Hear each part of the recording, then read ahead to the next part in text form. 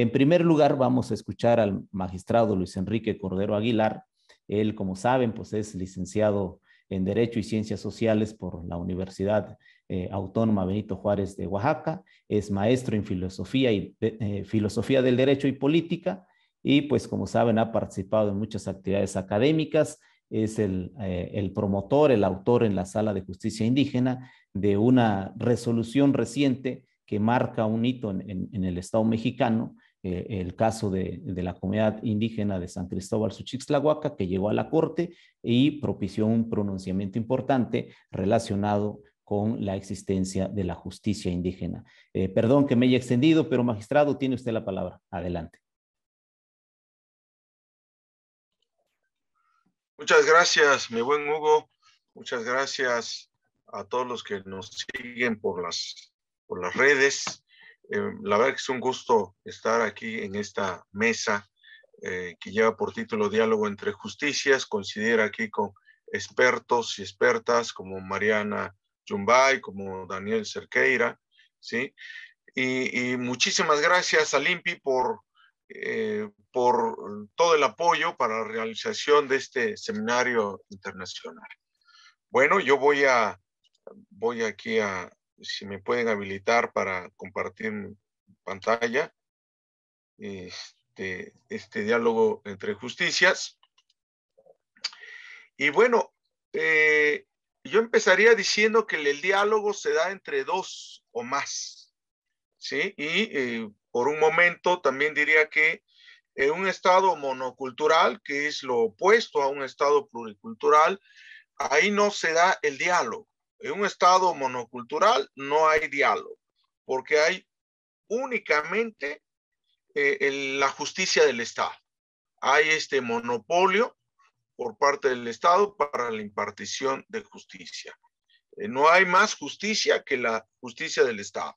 Hay un monismo jurídico y como consecuencia hay un monismo en el tema de justicia. Y luego entonces no se puede dar este diálogo. ¿En dónde se da los diálogos? ¿Dónde se puede dar? Pues en un estado pluricultural. México se ha asumido como un estado pluricultural desde, ya puedo compartir aquí,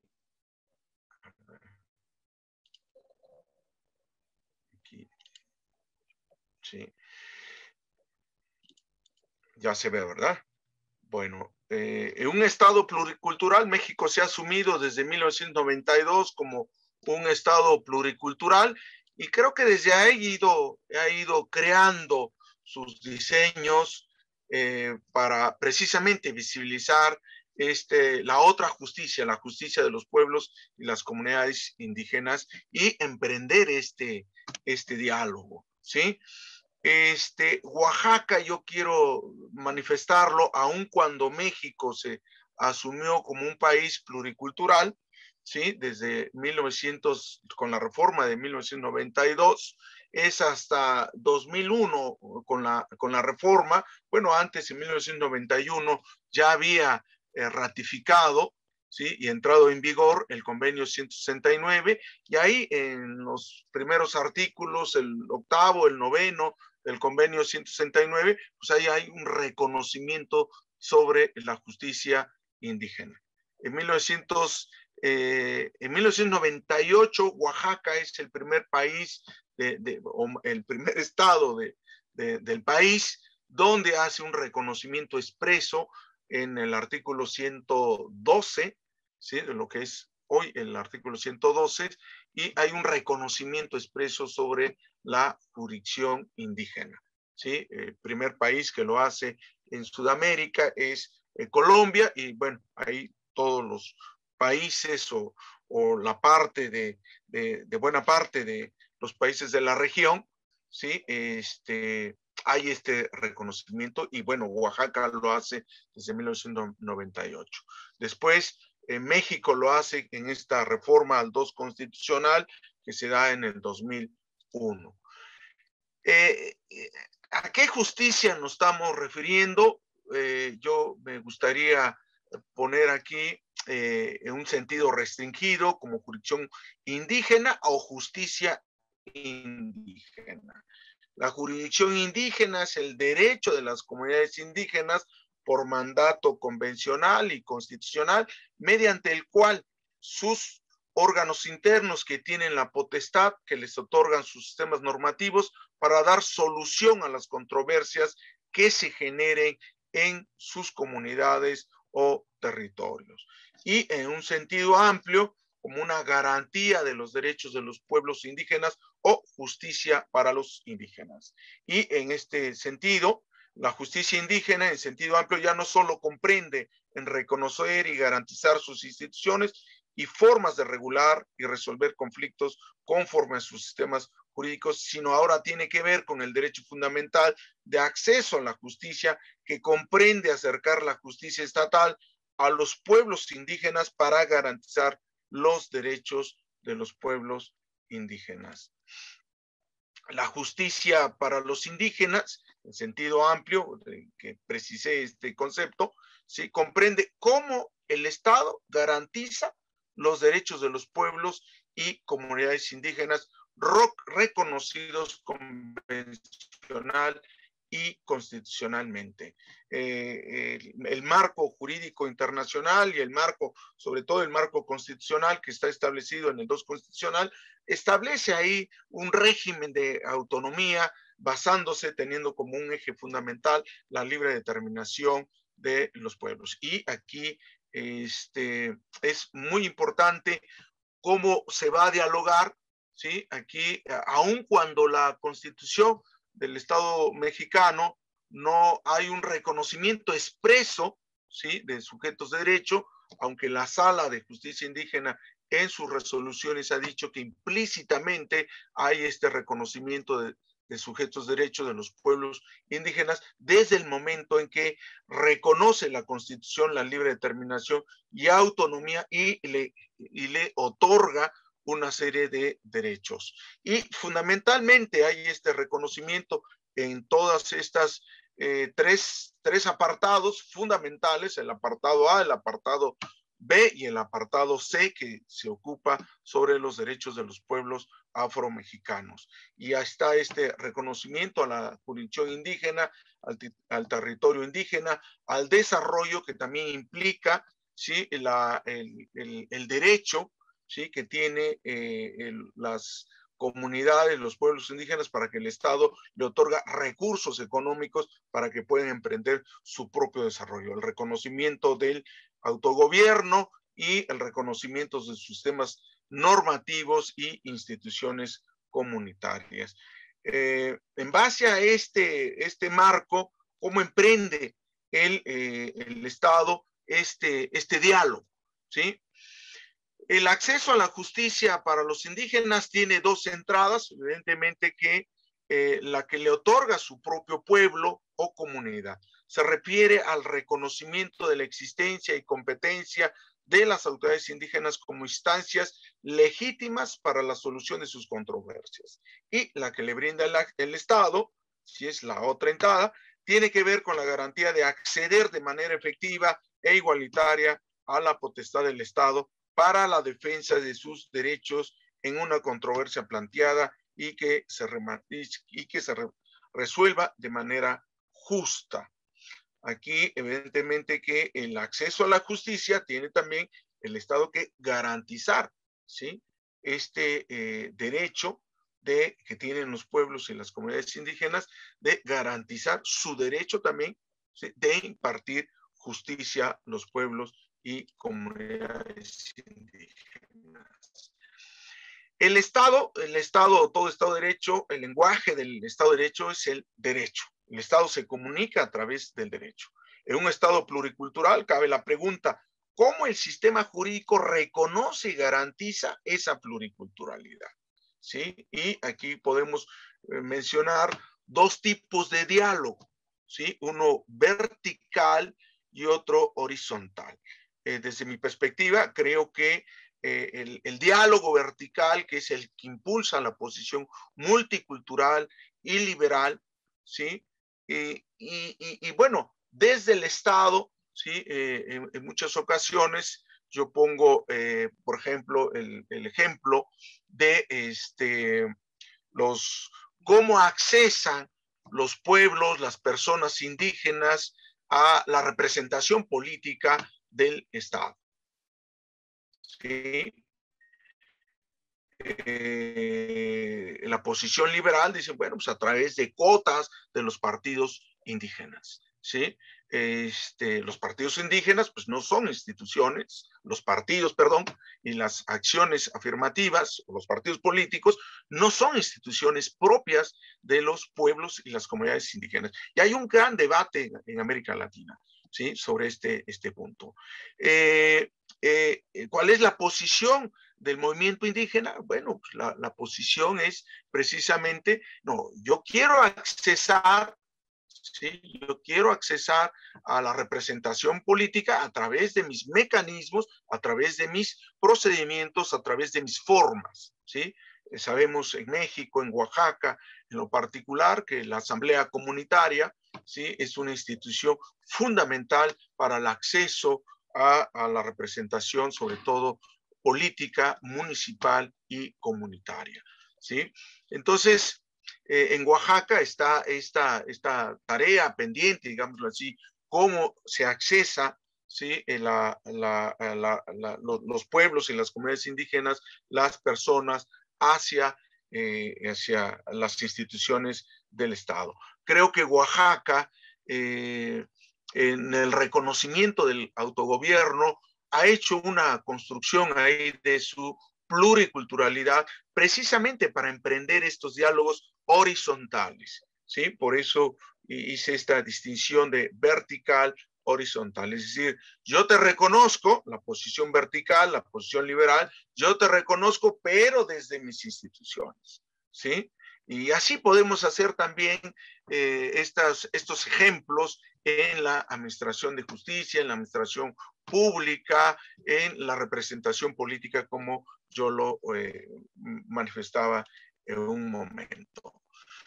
Solo en un estado pluricultural puede darse un diálogo horizontal, ¿sí?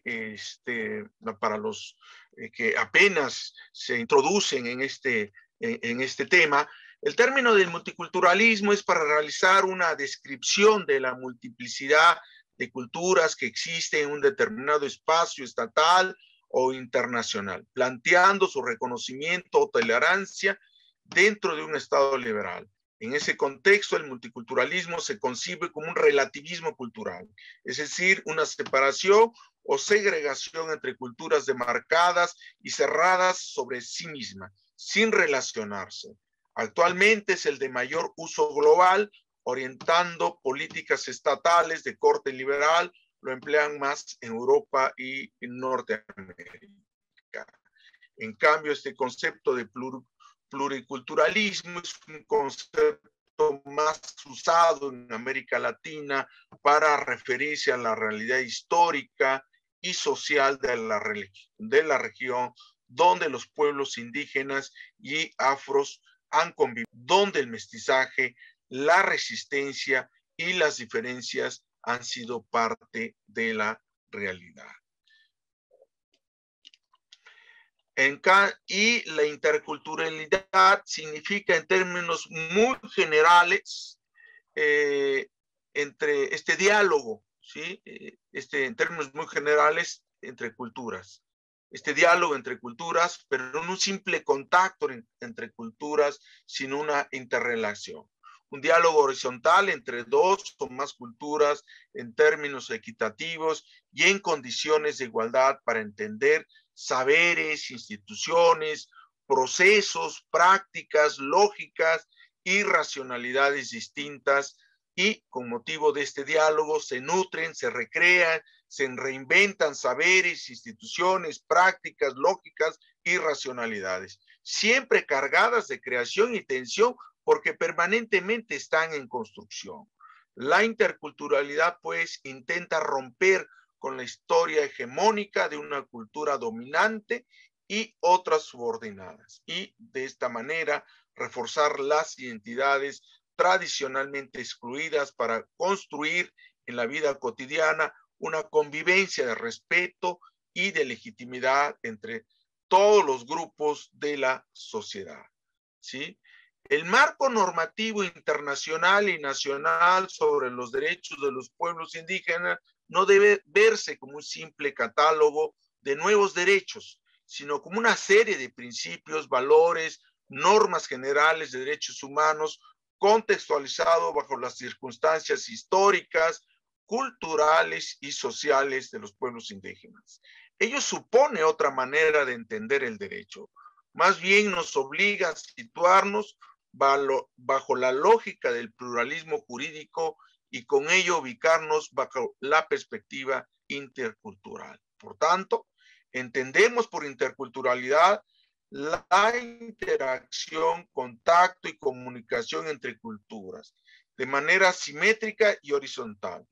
De esta manera, todo trato desigual, asimétrico o excluyente en las formas de reconocimiento, producción y reproducción y desarrollo de las propias formas identitarias, culturales y cosmovisionales. La interculturalidad, pues, se interpreta como la necesaria combinación de sentidos y formas de entender los derechos habitacionales, la occidental y la indígena.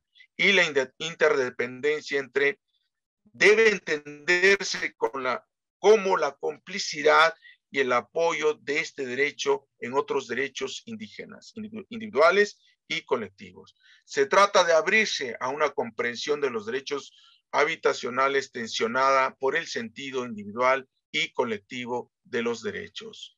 Finalmente, la lectura sobre los derechos de los pueblos indígenas exige situarse en las entrañas del pluralismo jurídico y con ello ante otro proceso de construcción de los derechos diferentes del que hasta ahora no se ha cultivado o hasta ahora no se ha cultivado en el occidente. Por tanto, el positivismo decimonónico, el normativismo, la letra de la ley y el silogismo no dan respuesta a los problemas planteados, ¿sí? Bueno, entonces la pluriculturalidad, la libre determinación de los pueblos indígenas y la interculturalidad son categorías complementarias que permiten visibilizar la unidad nacional dentro de la diversidad. Entonces, bajo este contexto conceptual, un diálogo entre justicias implica una coordinación entre justicias.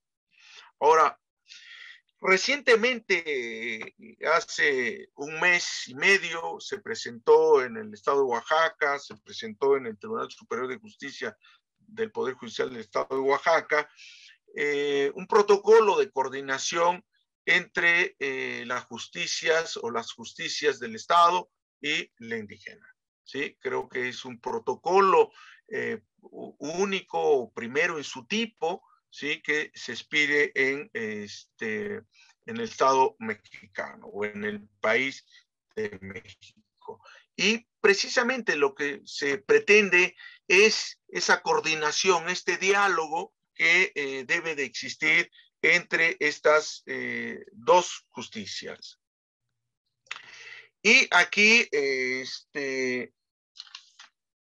este diálogo o los ejes para la coordinación entre el derecho indígena y el derecho del Estado es precisamente para definir y resolver conflictos de competencia. Y aquí tenemos algunos puntos, ¿sí? Que me parecen fundamentales. La competencia material, tanto el convenio 169 como el artículo 2 constitucional no limitan, ¿sí? No limitan, voy a checar aquí mi tiempo. Creo que estamos bien. Sí, Quizás otros 2 minutos, magistrados, para que sí, cierre la idea que está desarrollando. Sí.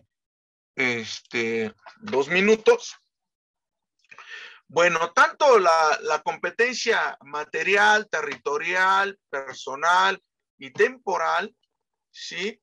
Tanto el convenio 169, las dos declaraciones, la de las Naciones Unidas, la americana y 2 constitucional, creo que permiten, ¿sí? Permiten esta competencia. No limitan, no limitan a la justicia indígena no conocer de determinadas materias. Deben de conocer o conocen de diferentes materias, no exclusivamente de materia penal, sino de todas las materias. De hecho, yo lo que comento es de que en las comunidades indígenas no existe esta división del conocimiento de la materia. Este es un asunto penal, civil, mercantil, etcétera, etcétera. Sino que ahí hay problemas, ahí hay conflictos, ahí hay una controversia que las autoridades comunitarias tienen que resolver, ¿sí? No hay esta, pues, división del conocimiento. Por lo regular, la división del conocimiento es propia del occidente. Ahí hay una cosmovisión integral, hay una comprensión de la totalidad, ¿sí?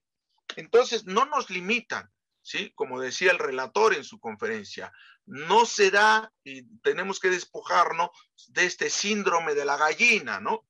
Conocen de asuntos menores, ¿sí? Asuntos menores, asuntos de robo de gallinas y asuntos. No, esto es parte de de la discriminación o del racismo y de la minimización de la justicia indígena.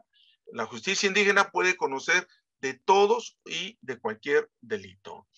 Y en el tema de la competencia territorial, aquí también es muy, muy importante, sobre todo, ¿sí? Se da dónde está establecida la comunidad, ¿sí?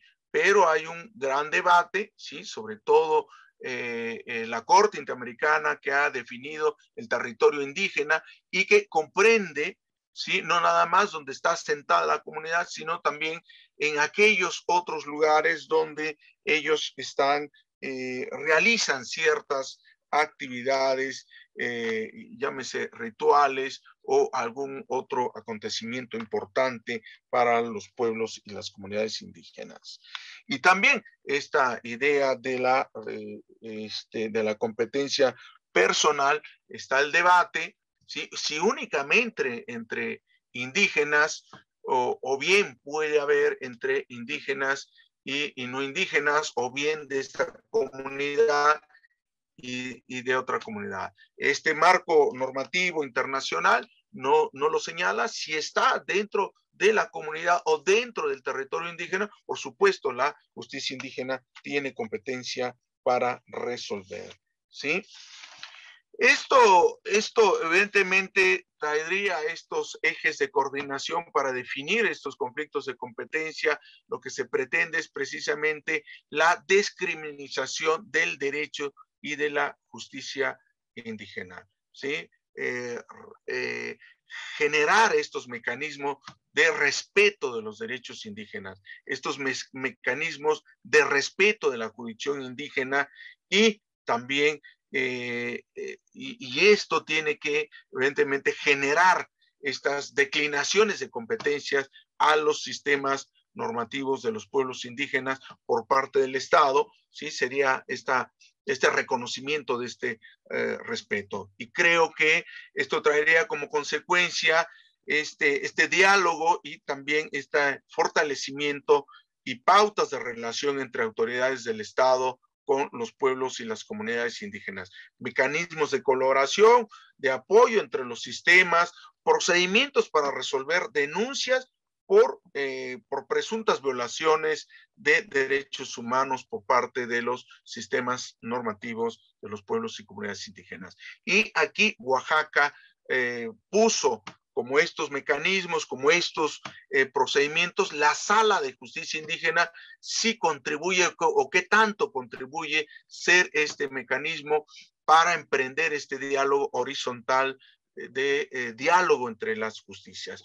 Yo la dejaría hasta acá, no creo que ya estoy encima del tiempo y muchísimas gracias por su atención y bueno, yo estaría pendiente de las preguntas. Muchas gracias.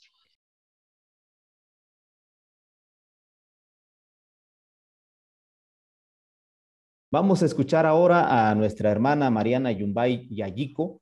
Ella es abogada originaria de Guaranda, Ecuador, doctora en jurisprudencia y abogada de los tribunales y juzgados. Es especialista en derechos colectivos, especialista en derecho penal y justicia indígena, magíster en derecho penal, en criminología, experta en derechos humanos, pueblos indígenas y cooperación internacional, exdirectora ejecutiva del Instituto para las Ciencias Indígenas PACARI, miembro y capacitadora en derechos de los pueblos indígenas y derechos humanos. Una vasta experiencia. Tiene usted la palabra, hermana Mariana.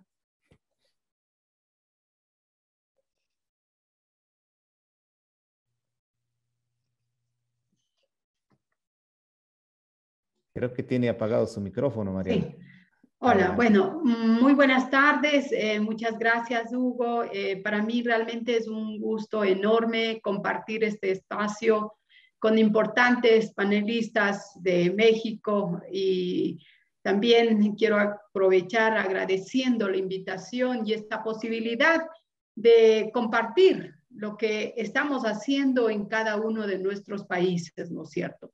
En ese sentido, yo me había planteado quizás tratar de compartir lo que constituye el sistema de administración de justicia indígena en un Estado plurinacional e intercultural del Ecuador, ¿no es cierto?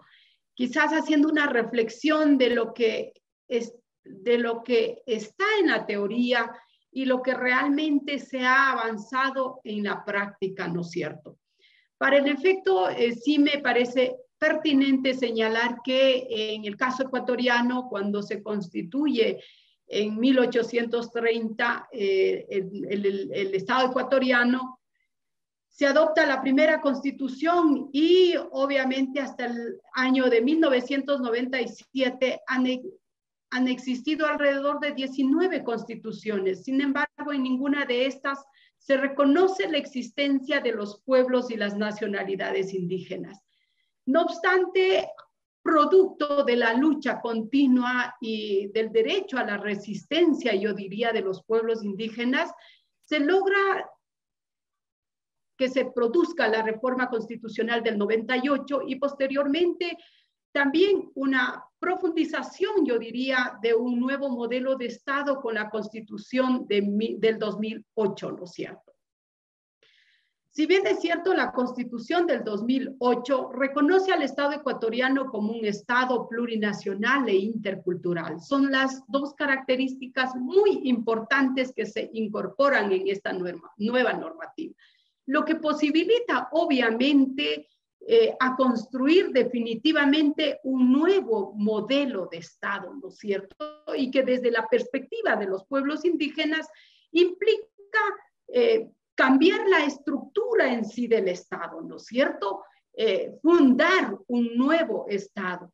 Y ese ha sido uno de los planteamientos desde el movimiento indígena, si es que en realidad queremos concretar la construcción de un Estado plurinacional e intercultural. La plurinacionalidad efectivamente implica el reconocimiento a una pluralidad, ¿no es cierto? Pluralidad cultural, pluralidad lingüística, pluralidad educativa, pluralidad jurídica, pluralidad religiosa, económica, entre otros, ¿no es cierto? Entonces, definitivamente es dejar atrás ese Estado colonial donde se nos hizo creer que efectivamente nuestros estados estaban constituidos con un solo pueblo, con una sola cultura, con una sola religión, un solo sistema jurídico, y que se terminó imponiendo en nuestros estados, ¿no es cierto? De manera que este Estado plurinacional significa que dejamos todo eso del monoculturalismo atrás, ¿no es cierto?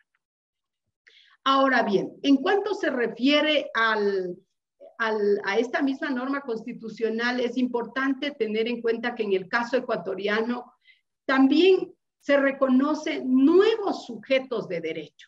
Eso implica que aquella concepción liberal, quizás en el que nos hemos formado todos los abogados, donde se nos decía que únicamente el individuo era sujeto de derechos, ¿no es cierto?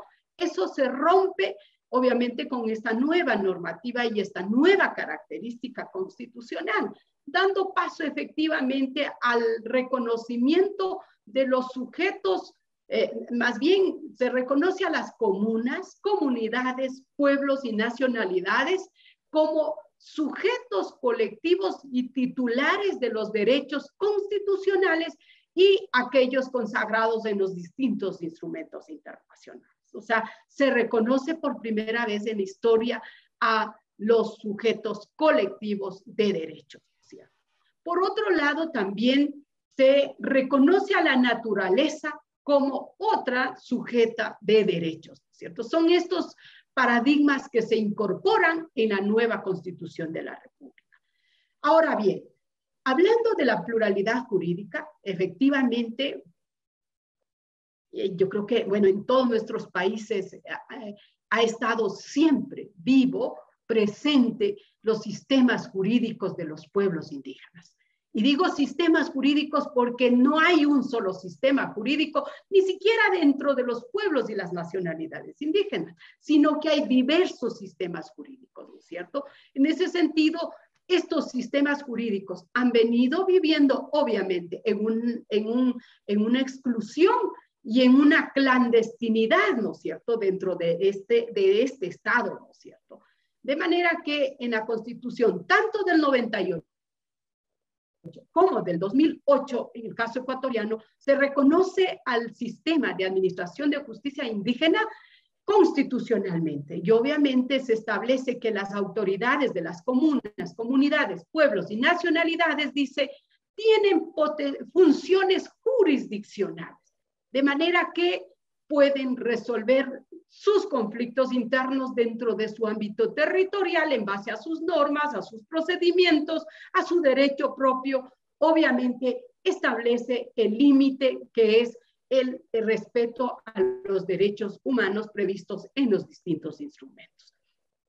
Este reconocimiento a la jurisdicción indígena, de alguna forma para los pueblos indígenas constituye un avance. ¿Por qué? Porque el momento que se reconoce este sistema de administración de justicia indígena como otro sistema en igualdad jerárquica que el otro sistema de administración de justicia ordinaria, implica que por primera vez en la historia obviamente se está reconociendo la autonomía de los pueblos, ¿no es cierto? Porque la justicia indígena no es solo, no es una cuestión aislada. La justicia indígena tiene relación con la autonomía, con el territorio, con la autoridad, con las instituciones, con las normas, con los procedimientos, ¿no es cierto? En ese sentido, implica que en el Ecuador está vigente el pluralismo jurídico, al menos en la teoría, ¿no es cierto?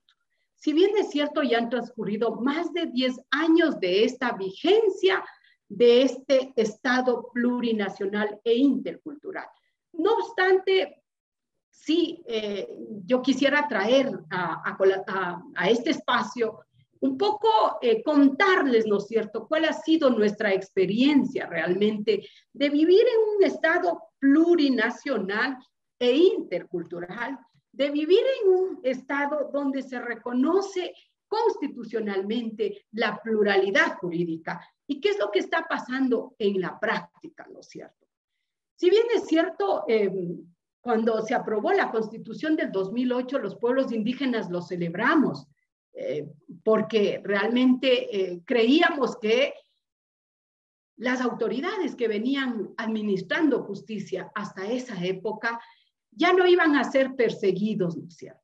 No iban a ser criminalizados y ya no iban a vivir en la clandestinidad. No obstante, nos encontramos con algunas dificultades que no sé si lo denominaríamos como puntos de tensión o problemas. ¿En qué se ha radicado esta problemática o estos puntos de tensión? Ha habido fuerte cuestionamiento desde los distintos actores, ¿cierto? Por ejemplo, este cuestionamiento ha pasado desde, por ejemplo, de quiénes son las autoridades indígenas llamadas a administrar justicia. O sea, desde el Estado se cuestiona eso. Bueno, ¿quiénes son los llamados a administrar? también ha pasado por el hecho de si estas autoridades que están con competencia y jurisdicción para resolver los conflictos están reconocidos por el Estado ecuatoriano. ¿Por qué? Porque lamentablemente se nos ha hecho creer que si no tenemos una personería jurídica o un acuerdo ministerial emitido por X ministerio del Estado ecuatoriano, simplemente esa comunidad, ese pueblo o esa nacionalidad no podría ejercer derechos, ¿cierto? Entonces se ha cuestionado eso. Si las comunas, pueblos, nacionalidades que no tienen personería podrán ejercer. Por otro lado, también se ha cuestionado si en la justicia indígena hay realmente un debido proceso o es que resolvemos arbitrariamente y sin respeto a algunos derechos y principios, ¿no es cierto?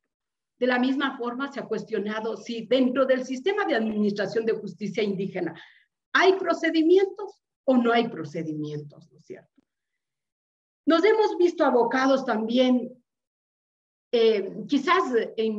también se ha cuestionado que las sanciones impuestas dentro del sistema de administración de justicia indígena constituyen una violación a los derechos humanos, ¿no? que son torturas, ¿no es cierto? Entonces, miren, durante estos años, lamentablemente con estos cuestionamientos nos han abocado a una lucha de justificación por parte de los pueblos indígenas. En lugar de dedicarnos probablemente a fortalecer, a invertir todo el esfuerzo necesario para fortalecer el ejercicio, nos han llevado a pasar en estos años justificando que si hay debido proceso, que hay un procedimiento, que estas son las autoridades y así sucesivamente, ¿no es cierto? Entonces, esas han sido las dificultades que nos hemos encontrado. Ahora bien, si bien es cierto, lo que nos trae quizás a este espacio es hablar de qué hacer, ¿no es cierto?, para propiciar un diálogo entre las justicias, ¿no es cierto? Teniendo en claro que obviamente hay la diversidad de sistemas jurídicos y por ende distintos sistemas de administración de justicia.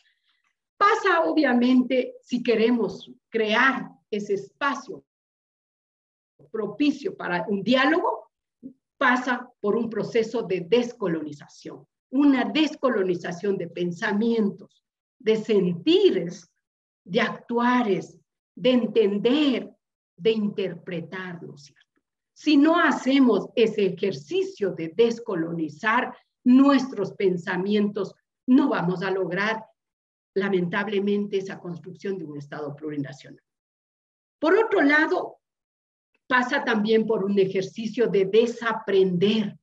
Y ese desaprender no es solo para los pueblos indígenas o para la población no indígena y para el Estado en sí, ¿no es cierto? Sino para estos conjuntos, para todos, ¿no es cierto? Incluido, como digo, para los pueblos indígenas también, porque lamentablemente el sometimiento y la subordinación en la que hemos vivido nos han hecho creer que nuestros conocimientos, nuestros sistemas no pueden ser vigentes si no hay un visto bueno o una aprobación del otro lado, ¿no es cierto? Pasa también por un proceso de diálogo horizontal e intercultural. El panelista anterior ya hablaba, ¿no es cierto?, de la posibilidad de este diálogo. Solo se daría a través de esa posibilidad de vernos entre iguales, ¿no es cierto? No hay sistemas superiores, sistemas inferiores, sino que hay aquí diversos sistemas jurídicos en las mismas condiciones, en la misma condición jerárquica. Cada uno funcionan a través de sus códigos culturales, a través de sus lógicas, de su filosofía, y eso es lo que tenemos que entender. Y al final, que estos distintos sistemas jurídicos a lo único que nos llevan es a garantizar el acceso a la justicia de la población, ¿no es cierto? Se hace necesario fortalecer esta coordinación y cooperación entre los distintos sistemas jurídicos. Y obviamente vamos a poder concretar esta coordinación y cooperación cuando entendamos que aquí en nuestros países ya hay una diversidad de sistemas jurídicos. Ya no es solo el juez ordinario el competente para resolver un X caso, sino también hay otras autoridades con la misma competencia y jurisdicción. Pasa también porque tenemos que superar el racismo y la discriminación. Si no lo superamos eso, si estamos mirando que los pueblos indígenas solo pueden resolver los casitos menores y los casos grandes seguir llevando a la justicia ordinaria, yo creo que no hemos avanzado en absoluto, porque si bien es cierto, en la colonia, ¿qué es lo que ocurría? ¿Qué es lo que decía? Hay sistemas jurídicos, hay leyes indígenas, y bueno, que sigan aplicando esas leyes, pero siempre y cuando no vaya en contra de la religión. Ahora, ¿qué es lo que nos dice? En el caso ecuatoriano, a través de una sentencia que desde los pueblos indígenas hemos dicho que no la vamos a respetar porque una sentencia de la Corte Constitucional no puede terminar reformando la Constitución. Porque, ¿qué es lo que dice en esa sentencia? Los conflictos que tienen relación con los derechos a la vida tienen que ser resueltos por la justicia ordinaria.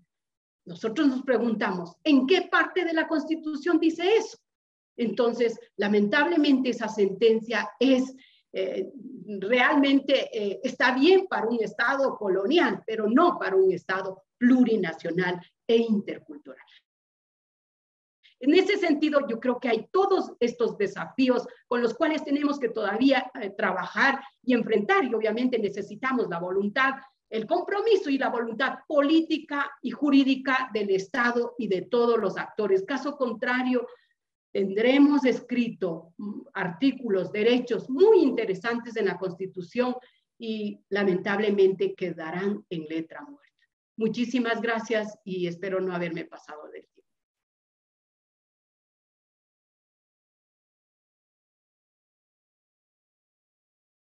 Toca ahora escuchar a el maestro Daniel Cerqueira.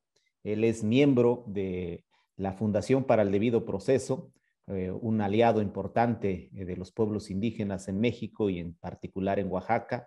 Él desde 2014 trabaja el programa de Derechos Humanos y Recursos Naturales en la Fundación.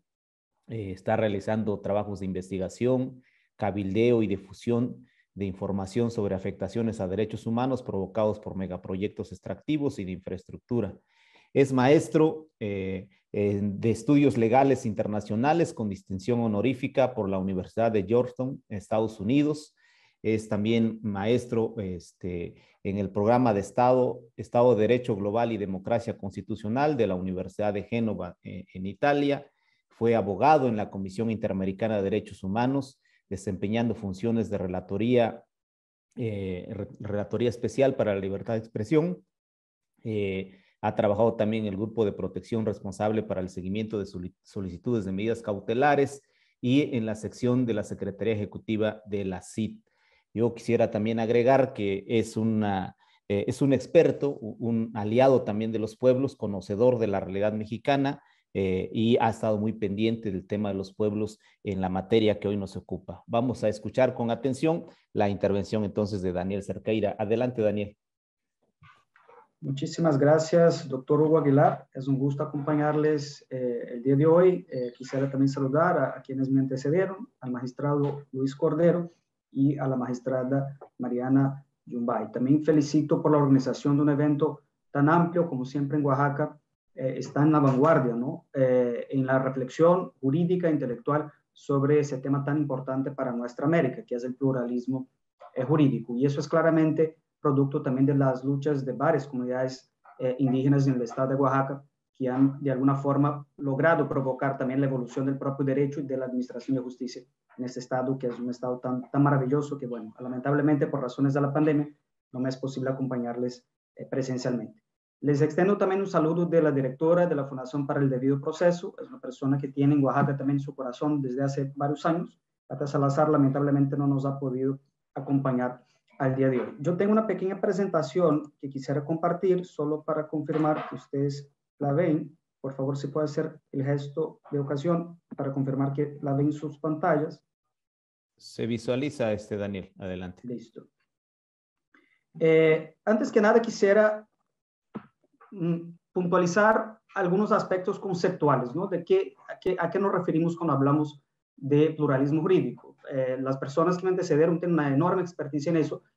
Claramente sus exposiciones resumen de alguna forma el concepto, digamos, más general del pluralismo jurídico. Yo en mi presentación voy a abordar distintos aspectos más allá del objeto del panel como tal, porque parte del problema es justamente abordar el pluralismo jurídico más allá del ámbito de administración de justicia, ya sea justicia indígena o justicia, digamos, no indígena, aplicando claramente un criterio plural de comprender cuál es el derecho indígena que debe ilustrar la fundamentación judicial por parte de un determinado tribunal, ¿no?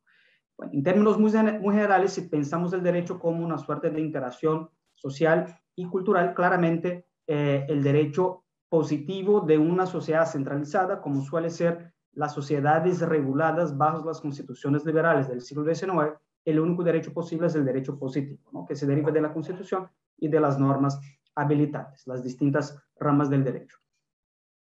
Más recientemente, en las últimas décadas, se ha abordado el derecho a través de una óptica plural, no solo para incorporar también las formas de interacción social de los pueblos indígenas, sino en un sentido mucho más amplio incorporar otras fuentes de obligaciones estatales, por ejemplo, cuando un determinado tribunal en México aplica el control de convencionalidad, que es esa obligación derivada de la jurisprudencia de la Corte Interamericana de Derechos Humanos y de la propia Convención Americana sobre Derechos Humanos, que exige de los operadores jurídicos fundamentar sus decisiones también a partir de las obligaciones emanadas de ese instrumento y de la jurisprudencia de la Corte Interamericana. En un sentido estricto, eso es también un acto de pluralismo jurídico, de reconocer que el derecho mexicano va más allá de lo que dice la Constitución de México y sus leyes, ¿no? Claramente, eso gana una mayor complejidad cuando hay que aplicar un derecho que no está plasmado en un determinado documento escrito, que está plasmado en una cierta o en prácticas de comunidades que para ellas es bastante más, digamos, permeable y asequible cuál es el derecho aplicado en comparación a lo que decide un tribunal, ¿no? Parte del reto en la administración de la justicia y la aplicación de la justicia, digamos, bajo una óptica de pluralismo jurídico, es precisamente tener esa interdisciplinariedad para humildemente entender las limitaciones de un juez que no conoce la cultura indígena de una determinada persona o comunidad cuya controversia llegara a un tribunal, de entender exactamente cuál debe ser la forma de ponderar el derecho aplicable con las prácticas de esa comunidad. Los que me antecedieron explicaron de una manera muy clara la diferencia entre lo que nosotros no indígenas definimos como costumbre, ¿no? Como si fuera que la costumbre de los pueblos indígenas dan lugar a lo que es el derecho indígena aplicable. La propia noción de costumbre como fuentes de derecho es una noción occidental de alguna forma, ¿no? Uno mira, por ejemplo, el Estatuto de la Corte Internacional de Justicia, una de las fuentes del derecho internacional es la costumbre, pero en ese caso pensada como costumbre entre las prácticas de los estados que se adhieren a una determinada obligación. En el caso de los pueblos indígenas, la definición del derecho indígena va mucho más allá de una mera adecuación de la costumbre o práctica cultural de una comunidad y el derecho aplicable. Eso permea obviamente otros tipos de integración, digamos, del derecho indígena con el derecho no indígena, o mal llamado derecho oficial. Algunos avances recientes en Latinoamérica en esa materia, todavía estoy en el ámbito de la administración de justicia. Yo diría que Latinoamérica en los últimos años ha vivido un buen momento en cuanto a la adopción de marcos normativos, resoluciones también administrativas de ciertos tribunales. Acá fue mencionado ese protocolo en el estado de Oaxaca. Es difícil comparar incluso los países de Latinoamérica con Oaxaca, porque Oaxaca desde hace ya varios años ha estado siempre en la vanguardia, ¿no? Tanto en la creación de institucionalidad, como es la Sala de Justicia Indígena del estado de Oaxaca, como también la creación de ciertos mecanismos que reconocen directamente la justicia indígena en las distintas comunidades del estado. Pero países como Perú han tenido la fortuna de adoptar acuerdos plenarios a través de la Corte Suprema, en donde también se establecen pautas mínimas de administración de justicia bajo el pluralismo jurídico y también la incorporación de peritaje antropológico y garantía, por ejemplo, del derecho a la interpretación y traducción, que es un tema también muy avanzado en el estado de Oaxaca. Mi país es un país un tanto decimonónico. Acá se habla que los jueces y juezas en México son muy formalistas. Yo no quisiera tampoco hacer una comparación con Brasil, pero yo estoy seguro que Brasil está muy atrás de México en lo que se refiere a la posibilidad, por ejemplo, de que un reo indígena reclame un derecho fundamental a participar de los procedimientos, sobre todo procedimientos orales, utilizando su propio idioma, ¿no? Eso en general no es reconocido en instancias inferiores. Afortunadamente ha habido un acuerdo plenario, lo equivalente a un acuerdo plenario en Brasil. Acuerdo plenario es un término bastante peruano, pero básicamente el Consejo Nacional de Justicia de Brasil, que tiene la función, entre otras, de pacificar la jurisprudencia y la interpretación judicial, adoptó hace 2 años, 3 años más o menos, una resolución que reconoce el derecho a la interpretación, a la traducción del idioma originario de las personas que intervienen en cualquier tipo de procedimiento judicial, más allá de un proceso penal, ¿no? Estamos hablando de una posición de una alta instancia judicial de Brasil de meramente 3 años. Eso en México yo creo que ya es sentido común desde hace más de 20 años. Mis compañeros ahí de México que me corrijan, por favor. Pero en todo caso, han habido sentencias muy importantes en los últimos años. Colombia también es un país en donde, en el ámbito de la jurisprudencia constitucional, la Corte Constitucional ha emitido también sendas sentencias de gran valor en esa discusión. Entrando un poco al ámbito del derecho internacional, no voy a replicar lo que ya mencionaron el actual y el ex relator de Naciones Unidas sobre derechos de los pueblos indígenas, pero todos sabemos que desde el Convenio 169, los órganos del Sistema Universal de Derechos Humanos y también en ese caso de la OIT, como es el caso del Convenio 169, han reconocido distintos aspectos del pluralismo jurídico, en particular el derecho de las comunidades de conservar sus propias formas de solución de controversia, ¿no? Yo voy a adentrar un poco más al sistema interamericano de derechos humanos. Hay algunos instrumentos homólogos a la Declaración Universal, como es la Declaración Americana sobre Derechos de los Pueblos Indígenas. Esa es de 2016, la de la ONU es de 2007. Acá también se reconoce de manera muy explícita el derecho de las comunidades a decidir sus controversias según sus propias cosmovisiones, como pondría en términos más amplios, ¿no? Y también otros aspectos del pluralismo jurídico que se marca en la definición de la libre determinación, que tiene que ver con la posibilidad de que las comunidades definan sus propias formas de organización territorial, política y eventualmente también sus propios proyectos de desarrollo, uso y goce de sus recursos naturales, ¿no? Yo enmarcaría todo eso en un mismo paquete que es la libre determinación de los pueblos indígenas. Ya voy a profundizar un poco más esa interacción entre la idea de pluralismo jurídico y libre determinación. Acá algunos informes puntuales de la Comisión Interamericana de Derechos Humanos, para quienes no la conocen tan profundamente. La Comisión tiene distintas facultades. Una de ellas es emitir informes sobre la situación de derechos humanos en los países y también informes temáticos. Ese informe del año 2007 se emitió justo en un proceso en donde el expresidente Evo Morales estaba tratando de implementar reformas legales y obviamente un marco constitucional nuevo que instaura el plurinacionalismo en Bolivia. Y en esa, digamos, interacción con el derecho vigente, la Comisión Interamericana jugó un rol muy importante para fortalecer básicamente la impronta de los constituyentes en ese momento, para incluir, ¿no?, una dimensión constitucional que protege el pluralismo jurídico en Bolivia. Acá la Comisión hace un llamado también para distinguir lo que es la justicia comunitaria indígena en Bolivia como un medio alternativo de solución de controversias y lo que en Bolivia es muy común, el vínculo que se hace de prácticas, por ejemplo, como son los linchamientos, otros tipos de prácticas que tienen ciertas repercusiones en cuanto a derechos de carácter individual, como es la personalidad, la integridad personal. La Comisión hace acá una aclaración muy importante también, que en nuestros países lamentablemente hasta hoy estamos expuestos a ese tipo de opiniones que claramente no son, que se apartan, digamos, de la realidad de la justicia indígena. Otro informe un poco más reciente, que es también interesante por lo siguiente, ese informe se llama Informe sobre la situación de los pueblos indígenas y tribales en la región panamazónica, en la Panamazonía.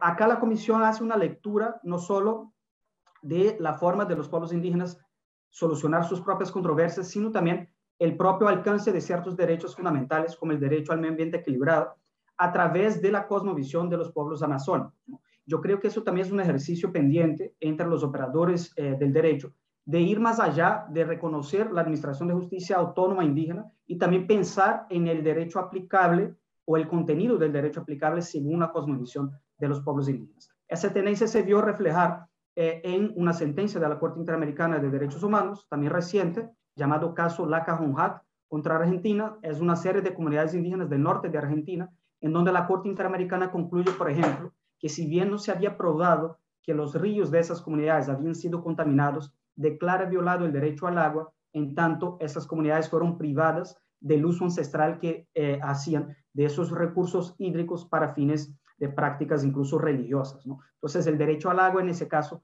fue pensado a partir de la forma como esas comunidades interactuaban con sus bienes naturales. Y creo que es una, digamos, vocación del sistema interamericano de siempre pensar en de qué manera, y eso ya también mencionaba el magistrado Luis Cordero, la definición del derecho territorial indígena, por ejemplo, va a ser determinante al momento de pensar de qué manera debe darse el alcance de otros derechos, por ejemplo, el derecho ambientalmente sano u otros aplicables en una determinada controversia, ¿no?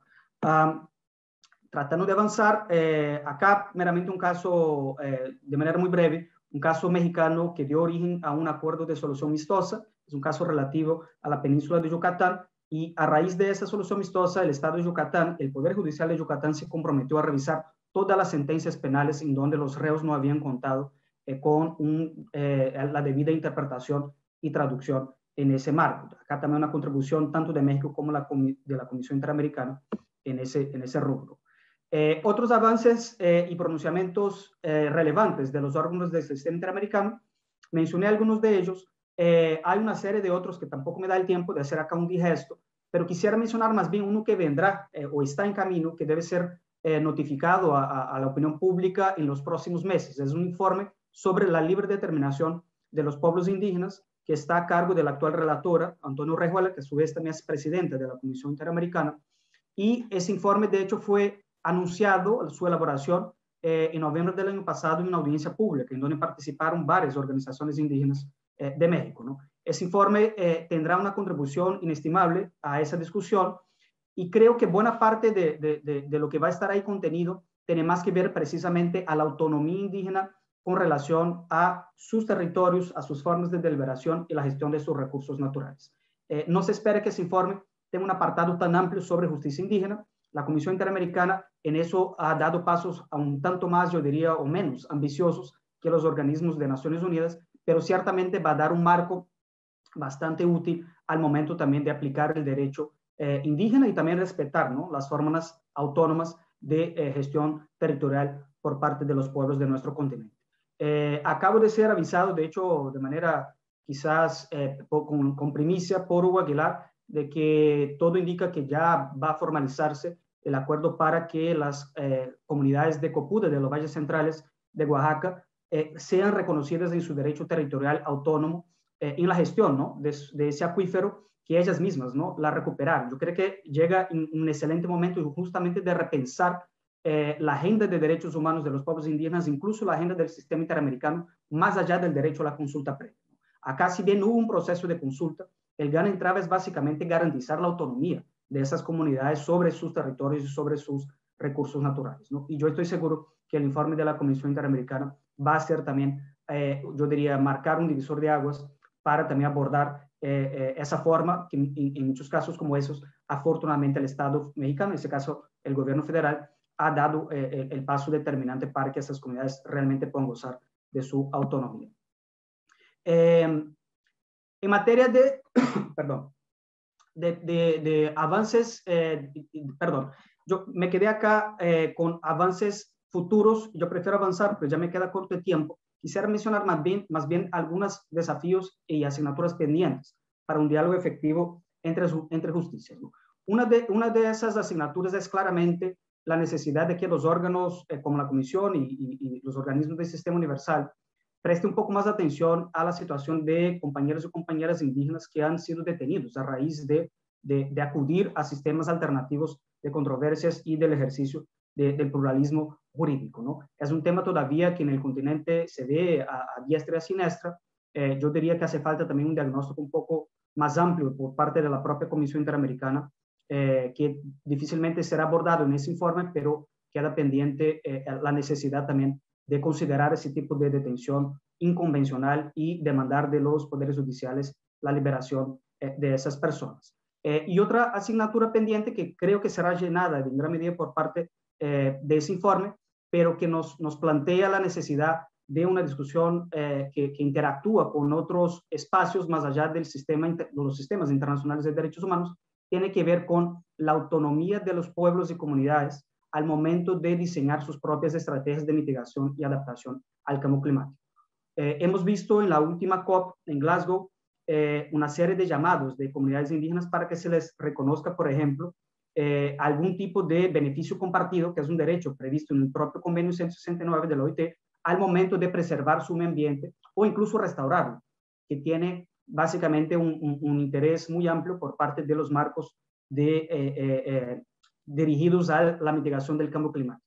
Es muy común ver a países recibiendo sendos fondos, por ejemplo, en el marco del REDD+, programas de la Unión Europea de combate a la tala ilegal de madera, y muchas veces se registran como créditos de carbonos biosferas preservadas por comunidades indígenas, sin que ellas tengan un debido goce de los beneficios compartidos, ¿no? Hay una discusión tanto más amplia sobre qué implica, ¿no?, esos modelos de básicamente de mercantilización, teniendo como punto de partida la autonomía de los pueblos indígenas en cómo ellas están diseñando su forma de preservar sus biosferas y sus territorios.